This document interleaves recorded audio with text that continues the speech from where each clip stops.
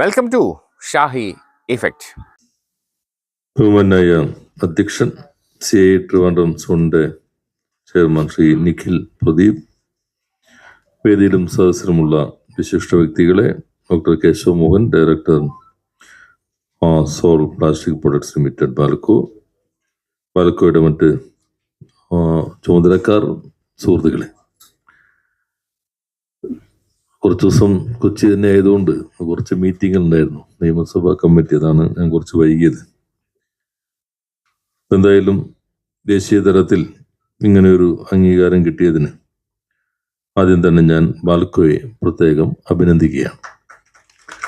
കേരളത്തിൽ ഇന്ന് ഈ മേഖലയിൽ ആദ്യമായി IPOയിലേക്ക് പോയ ഒരു കമ്പനിയാണ് ബാൽക്കോ. കേരളത്തിൽ മാത്രമല്ല, സൗത്ത് ഇന്ത്യയിൽ തന്നെ PVCയിൽ ആദ്യമായിട്ടുണ്ട്. അപ്പോൾ നല്ല വളർച്ചയുടെ ഒരു പാതയിലാണ് കേരളം. വ്യവസായങ്ങൾ ആരംഭിക്കുന്നതിനും വളരുന്നതിനും പറ്റുന്ന ഒരിടമാണെന്ന് ഇത്തരം അനുഭവങ്ങളാണ് സാക്ഷ്യപ്പെടുത്തുന്നത്.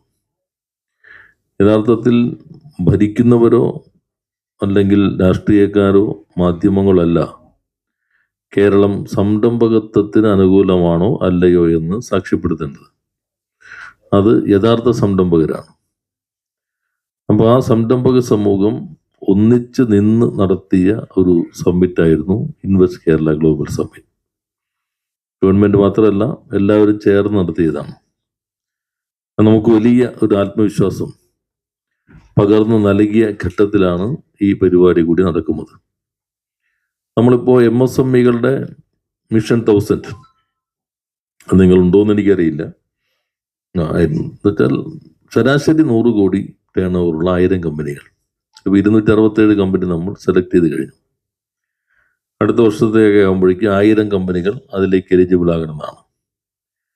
എലിജിബിൾ ആകുമോ അല്ലേ എന്നുള്ളത് സൈറ്റ് നോക്കിയാൽ തന്നെ അറിയാം. മാർക്ക് എത്ര 60 മുകളിൽ വന്നാൽ എലിജിബിൾ ആകും.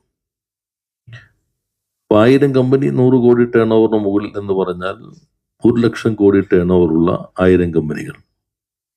അത് നമ്മുടെ സമ്പദ്ഘടനയ്ക്ക് നൽകുന്ന ഊർജം വളരെ പ്രധാനപ്പെട്ടതായിരിക്കും. ഇതുകൂടാതെ നിങ്ങളിപ്പോൾ ക്വാളിറ്റിയിലാണ് പ്രധാനപ്പെട്ട അംഗീകാരം കിട്ടിയിട്ടുള്ളത്.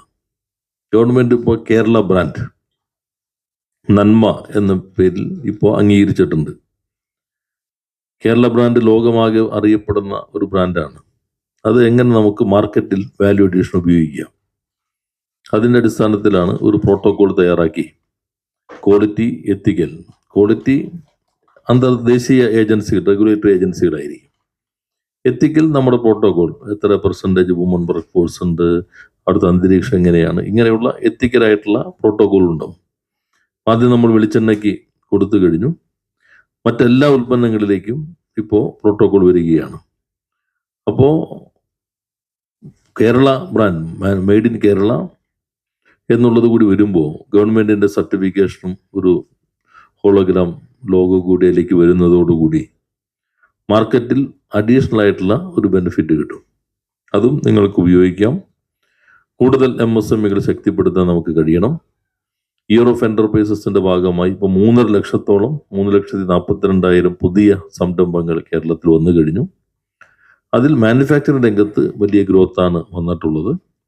കൂടുതൽ തൊഴിലുണ്ടാക്കാനും സമ്പദ്ഘടനയെ മുന്നോട്ട് കൊണ്ടുപോകാനും ഇതാകെ സഹായിക്കും. അപ്പോൾ നിങ്ങളുടെ ഈ പദ്ധതി ബാൽക്കോ ഇനിയും ഏറെ മുന്നോട്ട് പോകട്ടെ, കുറെ കൂടി ആഗോള മാർക്കറ്റിലേക്ക് ഉൾപ്പെടെ വരാൻ കഴിയട്ടെ എന്നുകൂടി ആശംസിച്ചുകൊണ്ട് ഈ പ്രോഗ്രാം ഉദ്ഘാടനം ചെയ്ത് അറിയിച്ച് വാക്കുകൾ അവസാനിപ്പിക്കുന്നു. എല്ലാവർക്കും നന്ദി, നമസ്കാരം. കൂടുതൽ വിശേഷങ്ങളുമായി വീണ്ടും കാണാം. അതുവരെ ഏവർക്കും നന്ദി, നമസ്കാരം.